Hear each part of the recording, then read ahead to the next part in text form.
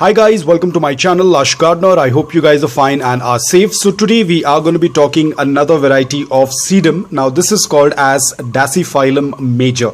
Now there is Dasyphyllum major and there is Dasyphyllum minor. I don't have minor right now. I had it some time back, but while shifting the house it did not survive. Whereas this one has been with me for around 1.5 years or probably 2 years. I'm not very sure, but I had propagated them. They do propagate via cuttings, but while shifting, again the same issue, it did not survive, most probably because of the change in the environment and the sunlight. It did not survive. Now currently this one is doing quite well. It is the mother plant. So I'll give you the quick care tips. Now it is a fairly easy to grow succulent, especially if you have a little bit of experience with succulents. But the major concern with this succulent is the postage, especially when you're buying them online. A lot of times they tend to go haywire inside the transit box. Let's say that if your postage has been in transit for a very long time, let's say for more than a week, then most probably this will start to disintegrate. It will start to fall apart.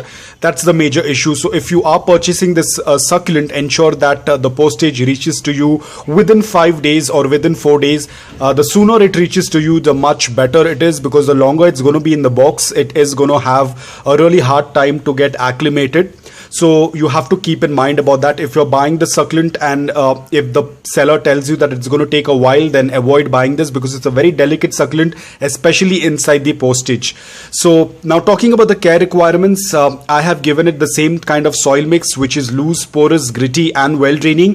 The container is made out of plastic because they prefer a slight amount of moisture, not excess or not soggy wet soil, but a slight moisture in order for them to grow. Right now it is looking slightly compact because I haven't watered it. I will be doing a watering very soon, most probably a bottom watering, because it has been raining a lot, so I don't want to make the soil soggy wet. So the soil is very loose, porous, well draining. It also has a drain hole to remove the excess water. Do not keep this succulent in a pot that does not have a drain hole, because if the water tends to pool up in the pot, then this succulent will definitely get rotted, because if there is excess moisture in the pot, this succulent tends to get rotted very easily. There is going to be rot in between the stems. The stems are very, very thin. They're very soft stem, so they easily get rotted. Now again, this succulent is very easy for people who are from a very dry and cooler environment.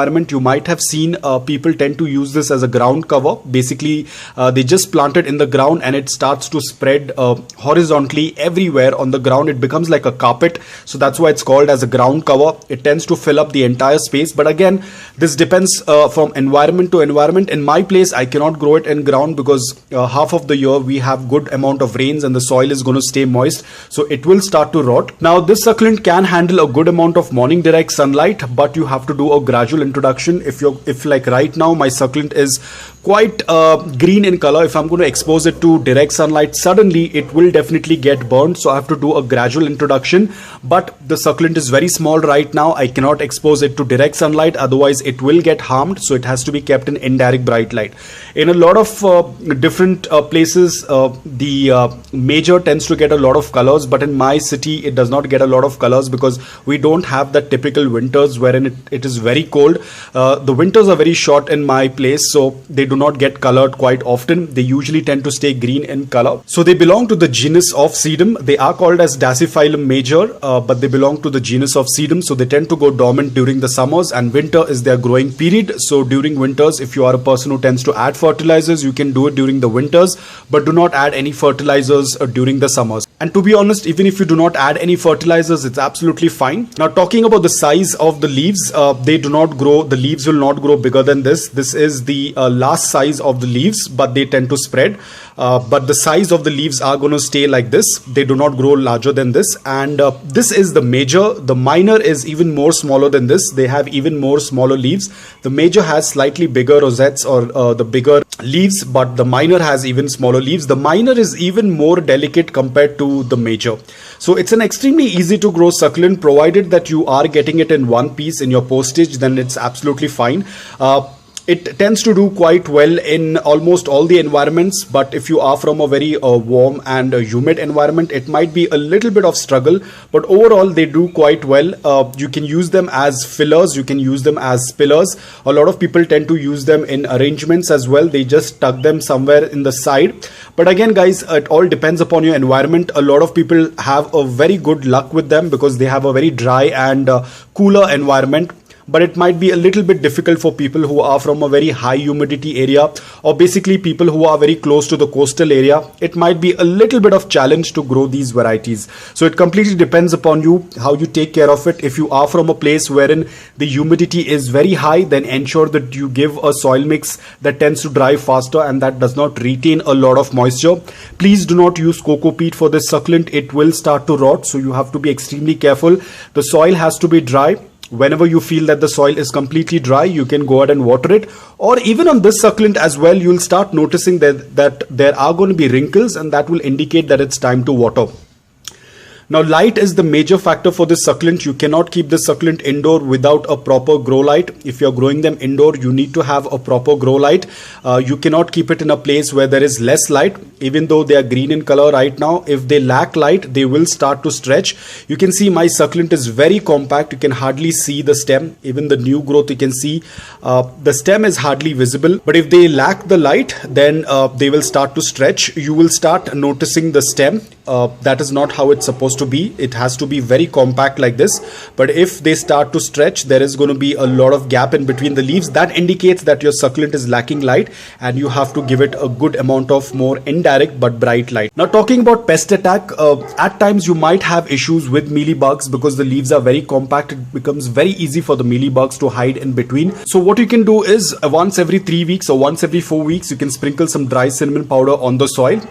Do not spray any insecticides, do not spray any fungicide on the succulent, and do not water on the succulent because it can get rotted. Just like any other succulent, just water only the soil.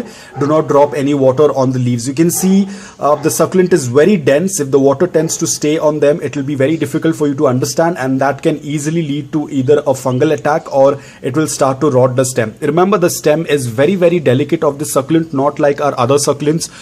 Not like our donkey tails or burro's tail. They have very thick or very stiff stem. These have a very, very fragile, very soft stem, so you do not want to play around with that. So water only the soil and do not drop water on the succulent leaves. You can add them with your other arrangements. Do not mix this succulent with Haworthias. You can keep them with Echeverias, Graptoverias or Graptopelaums, but do not mix them with Haworthias, because Haworthias prefer a little bit more of the indirect bright light. They do not prefer direct sunlight. These can do a little bit well in direct sunlight, but not afternoon direct sunlight. So either you can give morning direct sunlight for 3 to 4 hours, or you can give filtered afternoon sunlight or a good amount of indirect bright light for 8 to 9 hours. So guys, that's all about it. I hope that this video was helpful to you. If it was, please hit the like button. If you're new to my channel, please consider subscribing to it. Until then, take care, stay safe and keep planting.